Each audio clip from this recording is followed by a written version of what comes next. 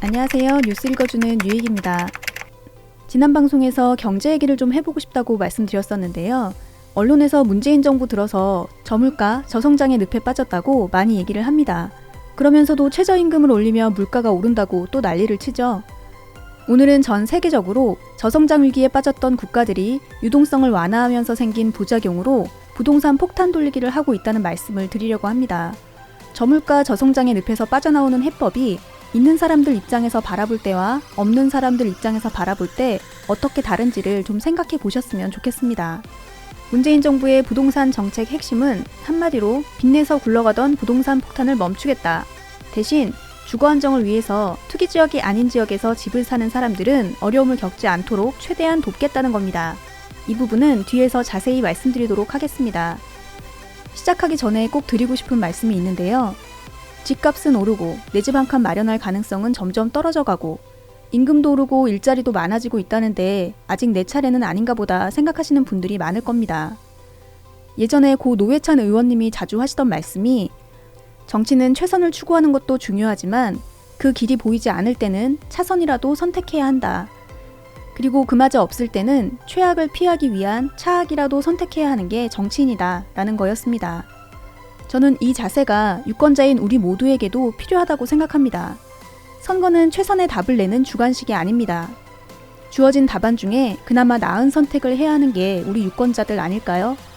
최선이 없을 땐 차선이라도 선택해야 하는 게 유권자다 라는 말씀을 드리고 싶습니다.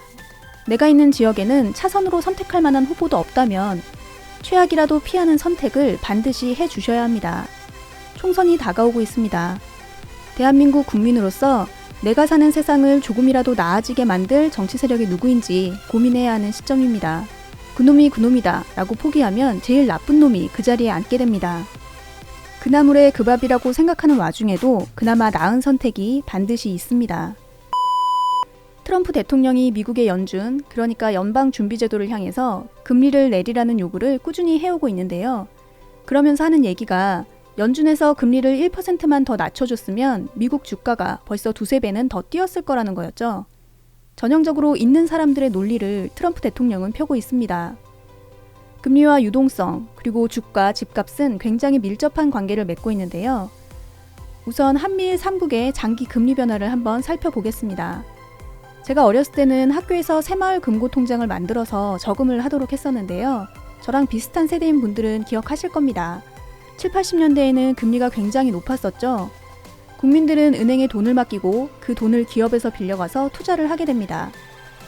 기업에서 높은 이자를 지불하면서도 투자를 할 만큼 시장이 활발하게 돌아가고 있었던 겁니다.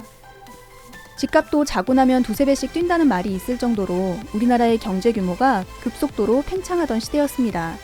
비단 우리나라만 그랬던 게 아니라 1985년 미국의 이자율이 10% 이상이었던 걸 보면 전 세계적인 추세가 그랬었다는 걸 알 수 있습니다. 경제가 급속한 팽창을 멈추고 안정기에 들어가면서 금리도 점점 내려오게 되죠. 기업들이 더 이상 높은 이자를 지불하면서 이윤을 낼 수 있는 상황이 아니게 된 겁니다. 기업의 투자가 줄어들고 금리가 떨어지면서도 주택가격의 절대적인 상승을 막을 수는 없었는데요. 특히 금리가 낮아지면서 빚을 내서 집을 사는 투기는 더 늘어나게 됩니다. 지금 전 세계 주요 도시들이 모두 폭발적인 주택가격 상승 때문에 몸살을 앓고 있는데요. 서울도 예외는 아닙니다. 한미일 3국의 이자율 변화와 비교해서 집값 추세를 한번 보겠습니다. 한국과 미국은 금리와 집값이 역으로 움직이는 걸 확인할 수 있는데요. 일본은 금리가 떨어지는데도 집값 하락이 멈추지 않고 있습니다. 우리나라 기자들이 지금 우리나라가 저물가를 겪으면서 디플레이션에 빠질 거라고 협박을 하고 있는데요. 일본처럼 이렇게 이자율 낮추고 돈 찍어내서 푸는데도 집값 하락이 멈추지 않을 때 디플레이션이라고 하는 겁니다. 기자들이 제대로 된 정보를 제공했으면 좋겠습니다. 우리가 서구 선진국이라고 하는 다른 나라들 집값은 어떤지 좀 살펴보면요. 참고로 제가 보여드리는 주택가격 변동 그래프는 모두 2015년을 100으로 놓고 2018년 현재 얼마나 집값이 변했는지를 보여주고 있는 자료들입니다. 우리나라는 104.3이죠. 2015년에 비해서 4.3%가 오른 겁니다. 가장 많이 오른 건 캐나다네요. 129.7로 3년 사이에 30% 가까이 폭등했습니다. 일본도 금리를 마이너스 상태로까지 끌어내리고 돈을 계속 찍어내면서 투입한 결과 6.9% 주택가격을 올리는 데 성공했습니다. 2015년과 비교해서 떨어진 나라는 이탈리아밖에 없습니다. 제가 다른 나라들도 다 올랐으니까 우리나라 집값 오른 거 별거 아니다, 뭐 이런 말씀을 드리려는 게 아닙니다. 집값 상승으로 인해서 많은 분들이 상대적 박탈감을 느끼고 계시다는 걸 잘 이해하고 있습니다. 하지만 그 원인이 어디에 있는지에 대해서 다시 한번 차분히 잘 생각해 봤으면 좋겠다는 겁니다. OECD 그래프가 저렇게 딱 최근 지수를 가려놔서 최근에 어떻게 움직였는지 확인하기 쉽지 않은데요. 우리나라 것만 좀 자세히 금리와 비교하면서 살펴보겠습니다. 2008년 이명박 대통령 때부터 금리가 본격적으로 떨어지기 시작합니다. 우리나라만 떨어진 건 아니고요. 세계 경제가 둔화되면서 전 세계적으로 금리를 떨어뜨리면서 시장의 유동성, 그러니까 시장에 돌아다니는 돈의 양을 늘리려고 노력했던 시기입니다. 그러니까 10년 넘게 전 세계가 유동성을 확보하면서 경제를 살려보려고 노력하고 있는데 잘 안 되고 있는 겁니다. 왜 이렇게 살기가 팍팍하지? 왜 이렇게 경제가 안 좋지? 그렇게 생각하고 계시죠? 나만 그런 게 아니라 다른 사람도 그렇고 우리나라만 그런 게 아니라 다른 나라들도 대부분 마찬가지입니다. 그래서 지금 다른 나라들도 뭔가 잘못됐다는 걸 깨닫고 소득 주도 성장으로 눈을 돌리고 있습니다. 우리나라는 문재인 대통령이 취임하고 나서부터 소득 주도 성장을 이뤄내기 위해서 애쓰면서 다른 나라들보다 위기를 좀 더 빨리 극복하고 있다는 걸 여러 경제 지표들이 보여주고 있습니다. 언론들은 희한하게 쓸데없이 안 좋아 보이는 것만 쏙쏙 찾아내서 분탕질을 치고 있지만요. 이렇게 금리가 내려가기 시작하는 시기에 주택가격을 살펴보면 꾸준히 증가하는 추세를 보이는 걸 알 수 있습니다. 2016년 박근혜 대통령이 탄핵되기 직전 상태를 보면요. 금리가 거의 역대 최저치를 달성했습니다. 경제가 안 좋아지니까 어쩔 줄을 모르고 빚내서 집 사라는 식으로 이자는 낮추고 담보 비율은 높여줬었죠. 그 여파를 문재인 정부가 고스란히 떠안고 피를 보고 있습니다. 폭탄 돌리기라고 많이들 들어보셨을 텐데요. 그런데 이 폭탄 돌리기라는 말을 떠올릴 때 아마 대부분은 원형으로 둘러앉아서 폭탄을 돌리다가 어느 순간 무작위로 터지는 그림을 상상하실 겁니다. 인간 세상이 그렇게 공평하면 얼마나 좋을까요? 현실에서는 폭탄이 절대로 터지지 않는 안정적인 상황일 때는 돈 많은 사람들 사이를 오락가락하면서 폭탄을 키우다가 이제 충분히 커졌다 싶으면 불을 붙여서 돈 없는 사람들에게 떠넘기고 있습니다. 그 상황에서 돈 없는 사람들에게 필요한 게 뭘까요? 바로 낮은 이자율과 높은 담보 비율입니다. 그걸 누가 줬을까요?